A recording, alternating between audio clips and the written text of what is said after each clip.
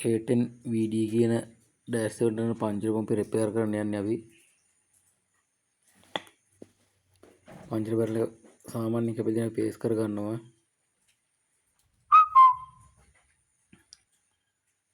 Set plate එකත් සාමාන්‍යයෙන් set එකට තියෙන එකයි. ඒකත් අපි පේස් කර ගන්න ඕන. මේ තියෙන පේස් කරගත්ත පංචර බැරල් එක සෙට් ප්ලේට් එකත් අපි පේස් කරගෙන තියෙන්නේ දැන්. පංචර ඔලු ටිකත් අපි පේස් කරගෙන තියෙන්නේ.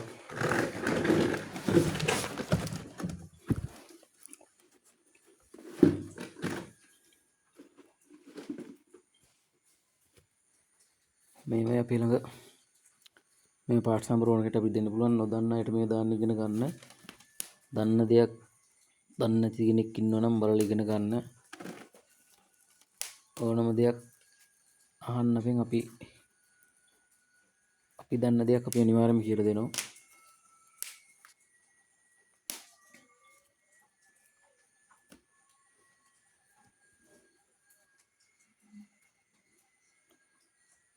සූපේ ටූල් දීලා ලාම්පු තෙල් චෙක් කරගන්න. පංචර ගෙවිලා නම් අනිවාර්යයෙන්ම ලාම්පු තෙල් ලීක් වෙනවා. දැන් මේක ලාම්පු තෙල් ලීක් වෙන්න හොඳටම තියෙනවා. අනිවාර්යයෙන්ම හයිඩ්‍රොලික් ෆිල්ටර් නිසි වෙලාවට මාරු කරගන්න. මේ මැෂින් විනාශ වෙන්නේ ඒකෙන් වැඩිපුරම.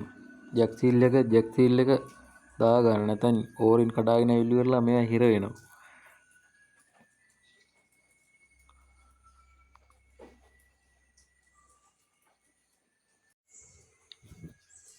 වෑල් ප්ලේට් දෙක අනිවාර්යයෙන්ම දකුණට පැත්තට වමට පැත්තට දෙකක් තියෙනවා. දකුණු පැත්තට ඊතලේ තියෙන එක අනිවාර්යයෙන්ම ඉස්සරහට කියන දකුණු පැත්තට පොම්පේ කැරෙන පැත්තත් එක්ක ඒක ඔයාලට බැලුවම තේරෙනවා.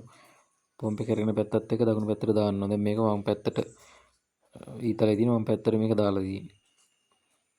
වැරදුනොත් වැඩ කරන්න තරන පොම්පේ. මොනවා හරි දෙයක් දැනගන්න තියෙනවා නම් අපිට කතා කරන්න. අපි නම්බර් එක දාන්නම්.